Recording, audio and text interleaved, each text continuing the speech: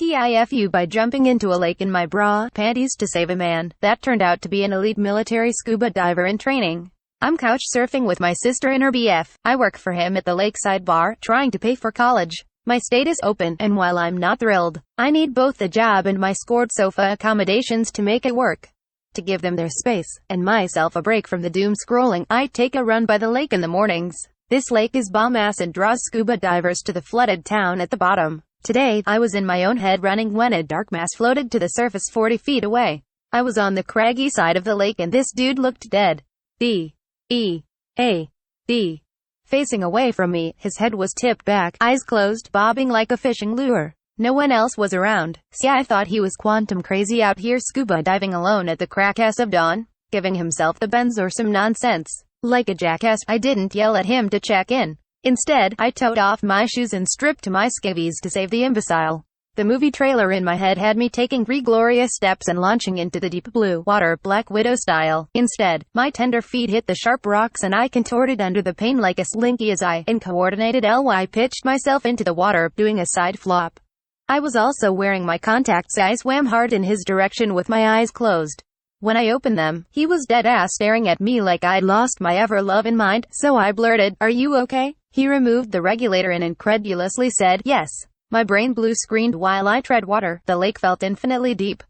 Before I could terrify myself by hearing the Jaws theme song, I turned to nope the hell out of there, yelling over my shoulder, "I thought you needed saving," to explain my idiocy. As I pivoted, another dude cleared his throat from 30 feet away on the other side. I never heard a sound from him, so I freaked out, failing and belting an ear-wounding scream at him. Both asshats laughed as a few more heads surfaced around us. I was surrounded by divers, all wildly entertained by my ridiculous high-octane foo.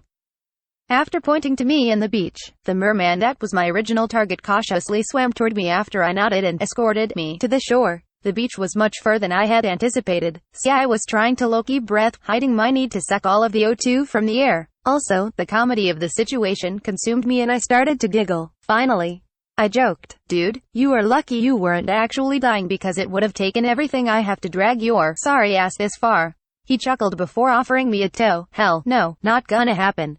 Even if I had to dog paddle, I wouldn't openly accept that defeat." He quietly mocked me the rest of the way to the shore. I'm a secret sap for it. They were cadets or recent graduates from a military college, here for the summer. They've been training in pools and we're doing some open water exercises. They had been out there at least part of the night.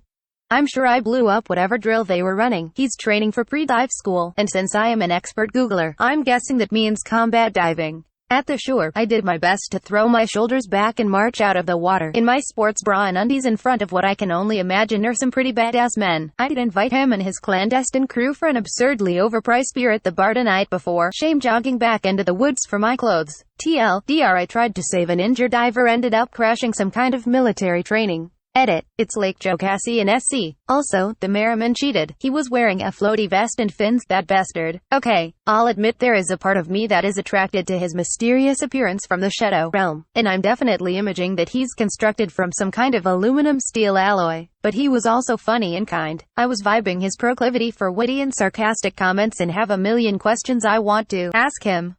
Edit 2. Okay, at work now and had to turn off the notifications because you snippers are blowing me up. To all the ladies giving advice earlier. Yes, I left the dragonflies at home and went full cute sundress and Jesus sandals. Tried to wear my hair straight, but it's hot as hate out here and it'll be beach wave sweaty before long. My sister's BF has blabbed the whole thing and all of the staff is in full-on ribbing mode. Kinda great actually.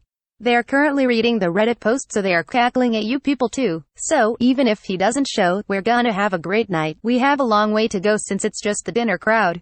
But thanks for making my day great, people. Edit 3. Solid dinner crowd, but no merriman, or frog prince as you people have started to call him. Our lakeside drinking crew will start rolling in another 1 to 2 hours. I thought you salty bastards of TIFU would chew me up and spit me out, but look at you all showing up in the name of love. You guys are awesome. Even if I get ditched, it was worth the day with you. Edit 4 to 1 hour later. Still no show, sad face. Edit 5. He showed, holy shit, a little bit ago. Yes, I was as dorky as you would have imagined, and now I'm typing this from the bathroom like a dumbass again, but I feel like you people are on the ride with me. He's handsome and funny and he smells great. Yes, I hugged him. I'm Southern, it's what we do. Not the smelling, the hugging. He's nice and smart and keeps defending me from my jackass friends at the bar, who have almost called him merman to his face. I think he low-key likes that everyone knew who he was, but not sure how he'll feel about being a Reddit celebrity. I've learned a lot about him, but it wouldn't be fair to share without his permission. His whole crew did not come, only one, and his butt immediately started flirting with my coworker. That's a good sign, I think. Holy shit, you'd think I'd never met up with a guy before. Also, my friend straight up asked him if he saw my dragonfly undies that look like penises with massive glow-in-the-dark turquoise blue balls, only she used the Reddit version. Thanks for that nickname, Reddit. He didn't answer but smirked the truth to me after she left. It was cheeky but cute. He's also been sharing some of the shit that he's been taking today from being saved. He has the same self-deprecating sense of humor as me. I think we are vibing. So, that's all the updates for tonight. He's getting the rest of my attention. Keep sending me those good vibes and peace, people. Edit 6. Last and final update, because you guys are not letting up. I know this may seem weird since I posted this whole situation out into cyberspace for everyone to see, but yesterday it was just a comical story about a guy I didn't think I would ever see again. Something funny to share when we all need a giggle. Today, well, it feels different to talk about him now that we've spent some time together. I like him. There's chemistry and similar interest, and we have plans to see each other again. I don't need the pressure of Reddit to help me screw things up. You guys know I'm a bit of an expert in that regard. That's all. So go do something you love and find a way to at least balance the doom scrolling with some belly laughs. Sending much love to each of you. Edit 7. Updates. You people keep screaming over 3 weeks later. Don't you have better things to do than pester me about my love life? Ha. The merman, the frog prince, the dashing man from depths, the king of the shadow realm, and the many other nicknames that Reddit has bestowed, is still very much in my life. He's better than I can describe with my mortal words. Fangirl him if you must, because I will understand. Thank you all for the well wishes and positivity that this post has given. I hope something amazing and magical happens to each of you. And if it happens to be shamefully funny, I hope you'll share, because we all need as many laughs as we can get. Be safe, everyone. Brian_7982. I have been feeling super sick from my chemo dose Monday and hadn't really had much of a laugh or giggle because of the nausea feeling. Thank you for making me forget about feeling sick and making me laugh. Reworking myself. I feel like there are probably easier ways to get a guy. A+ for effort. A new cliche. Excellent story. You probably made their morning after a long and boring training session. A+ job inviting them to the bar. Please update us after they show up. Everyday Velociraptor. Now remember, this isn't a pool. In the wild you will encounter things you don't expect. Next up in the training, 5 tips for keeping wildlife and women away from your pool.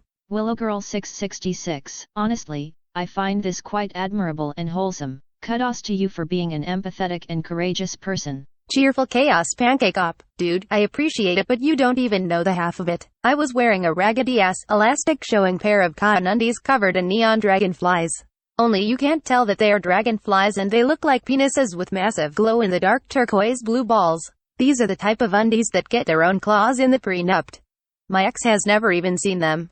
Oh God, the hot rush of shame. Majesty 838. If you end up dating one of the guys, this could be a hilarious story of how you met. Praetorian 1979. We are all rooting for this. This would be a fantastic How I Met Your Mother story. Madam_Kitsune 98.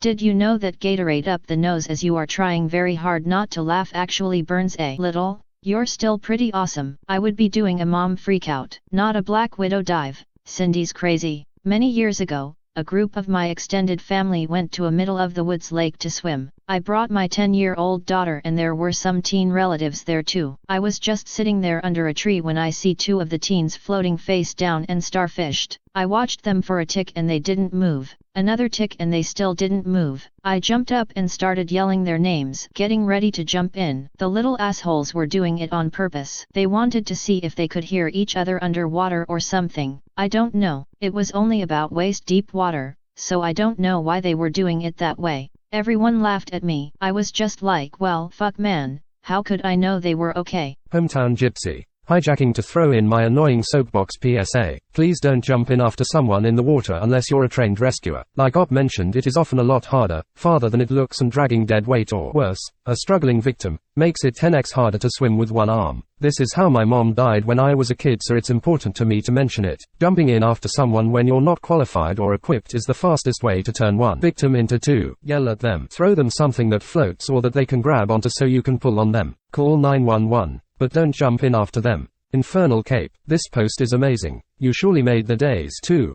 Cheerful chaos pancake op. My life is pretty average. Broke college student. Job waiting tables, surfing couches. And while it can be a skilled professional sport, it doesn't touch his 5G level manifestation from the shadow realm.